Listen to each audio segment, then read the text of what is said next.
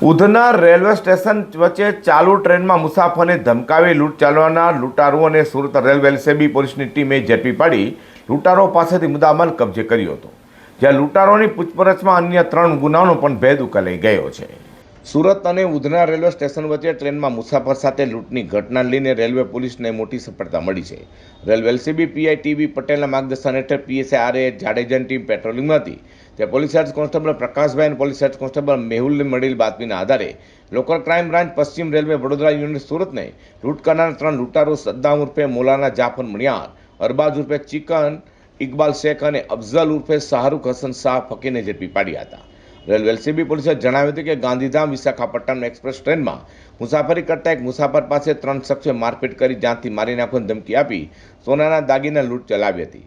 આ ઘટના સુરત અને ઉધના સ્ટેશન વચ્ચે બની હતી. ઘટના અંગે સુરત રેલવે પોલીસ સ્ટેશનમાં ગુનો નોંધાતા લોકલ ક્રાઇમ બ્રાન્ચે તપાસ શરૂ કરી હતી. સીસીટીવી ફૂટેજ અને હ્યુમન ઇન્ટેલિજન્સના આધારે પોલીસે સચિન વિસ્તારમાંથી 3 આરોપીઓ સદ્દામ ઉર્ફે મોલાના, અરબાઝ ઉર્ફે ચિકન અને અફઝલ ઉર્ફે શાહરૂખને ઝડપી પાડ્યા છે. તો પકડાયેલા આરોપીઓ પાસેથી પૂછપરછ કરતા તેમણે આ લૂંટ ઉપરાંત સુરત રેલવે સ્ટેશન વિસ્તારમાં થયેલી અને 3 ચોરીની ઘટનાઓની પણ કબૂલાત કરી હતી. હાલ રેલવે એલસીબી પોલીસે 3 લૂંટારોનો કબજો સુરત રેલવે પોલીસને સોંપવાની તજવીજ હાથ ધરી છે.